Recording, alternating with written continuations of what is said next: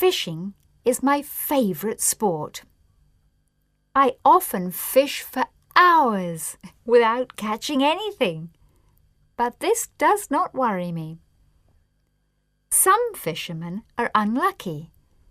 Instead of catching fish, they catch old boots and rubbish. I am even less lucky. I never catch anything, not even old boots. After having spent whole mornings on the river, I always go home with an empty bag. "You must give up fishing," my friends say. "It's a waste of time."